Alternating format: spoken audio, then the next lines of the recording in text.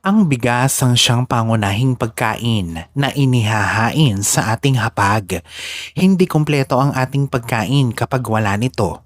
Parang hindi nakakabusog ang bawat pagkain natin sa umaga, tanghali o gabi kapag walang kanin na mula sa bigas.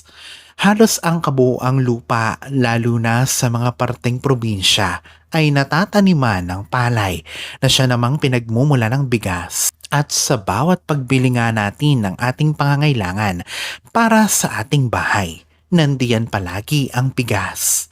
Mahalaga sa atin ang bigas. Ito ay parang ginto. Masasabing salat sa buhay ang wala nito.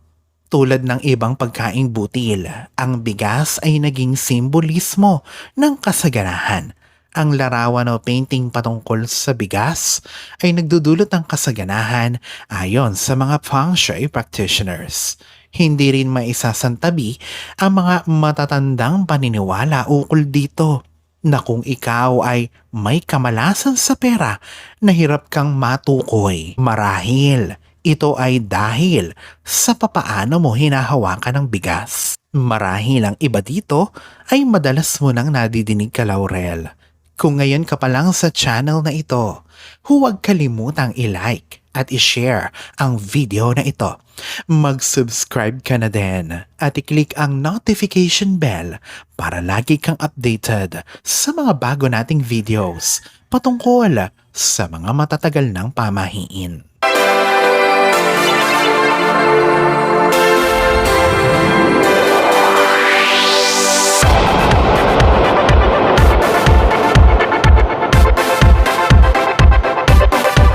Una, huwag magtitira at palaging simutin ng kanin sa plato na kinainan.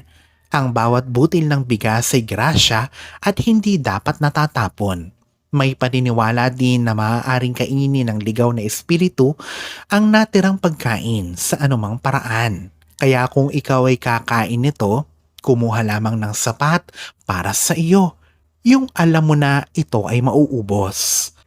Pangalawa, iwasang masairan o maubusan ka ng bigas sa loob ng bahay.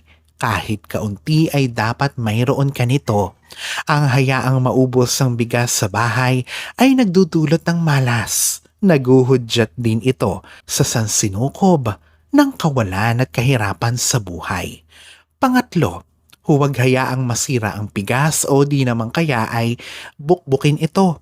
Kung may sobra, ay ipatuka na lang ito sa mga ibon o sa mga manok.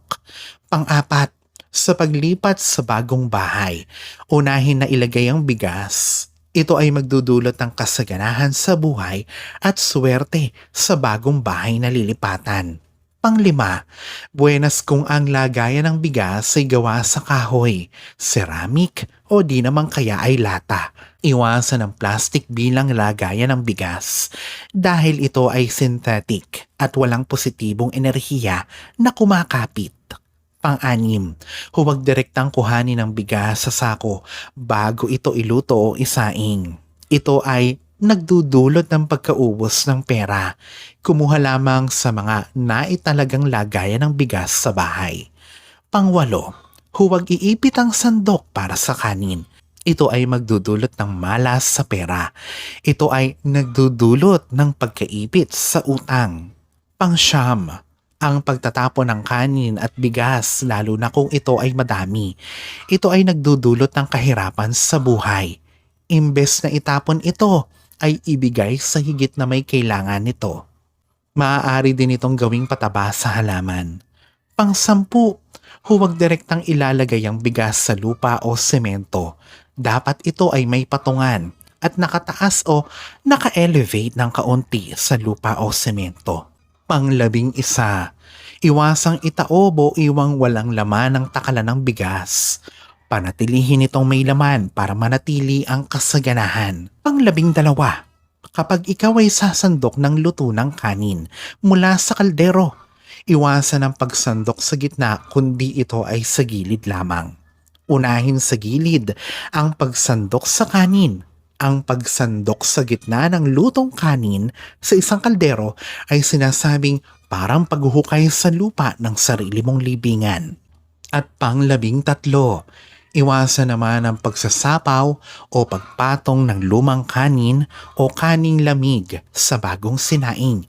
Imbes ito ay gawing sinangag o fried rice o iinit ng bukod.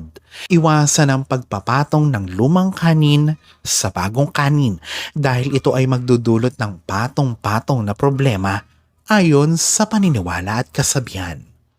Alalahanin na sa poong may kapal pa din, nagmumula ang lahat ng pagpapala, ang kasipagan at ang kabutihan sa ating kapwa kasabay ng buo mong pananalig sa may kapal. Ang siya pa rin na dapat ay manaig. Ang mga ito ay mga gabay lamang. This is Erfidel Rosario. Thank you for watching.